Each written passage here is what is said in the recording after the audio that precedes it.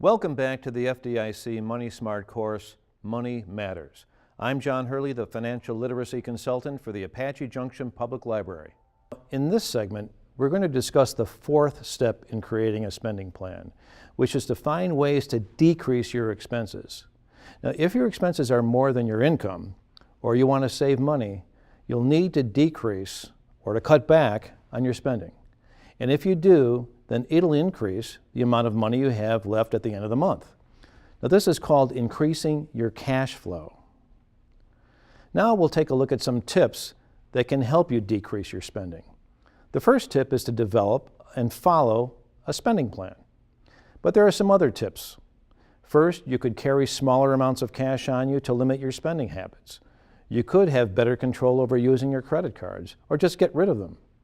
You could avoid shopping for too many fun items and apply some self-control or sometimes just window shop. You could bring your savings goals with you, let's say on a piece of paper, when you go shopping, just as a reminder. And when you do go shopping, remember, only buy what you need, not what you think you want. Use coupons to save money on items. That's very popular. And use a grocery shopping list to stop yourself from impulse buying. And here's a big money-saving tip. Take your lunch to work with you instead of eating out every day. And always shop around for the best deal on big-ticket items like cars and appliances. And do everything you can to pay your bills on time so you can avoid late fees, extra finance charges, utilities being shut off, evictions, repossessions, and just the cost of bad credit ratings. And use direct deposit for your paychecks or federal benefits that you receive like Social Security. And by doing this, you won't have to pay someone to cash your check for you. And by using direct deposit for your paychecks and for your benefit payments, you'll save money, and it's also safer and easier than using paper checks. So let's talk about some misconceptions about direct deposits. We'll go over some more common ones here and give you the correct facts. Well, here's a myth. Receiving paychecks or benefit payments in the form of paper checks gives you more control over your money because you can deposit them at your bank or credit union when it's convenient for you. And the fact is, direct deposit allows you to have your money immediately.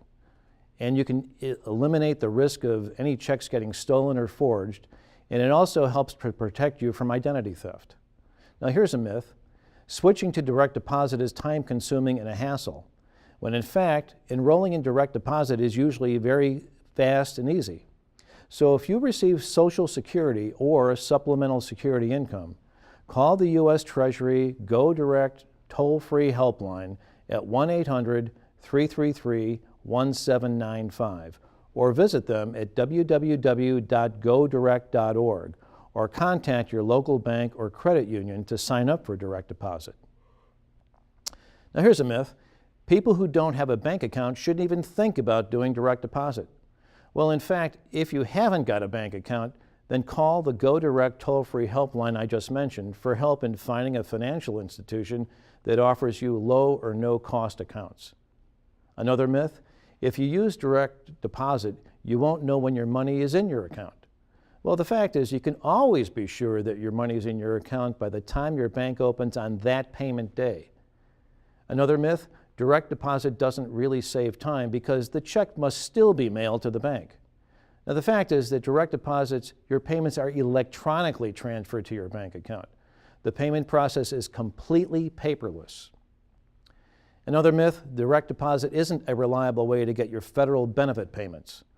And the fact is, direct deposit is completely reliable. And did you know that you're 30 times more likely to have problems with your federal benefit paper checks than with your direct deposit payments? Here's another myth.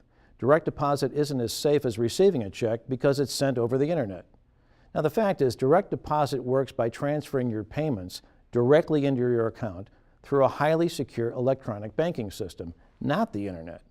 It's the same system used by the world's leading financial institutions. And the last myth, direct deposit is expensive. The fact is that most banks and credit unions don't charge you for signing up for direct deposit. In fact, they may even waive their monthly checking account fees if you have direct deposit. Now that concludes this segment of the FDIC Money Smart course, Money Matters. I'm John Hurley, the financial literacy consultant for the Apache Junction Public Library. Thank you for watching.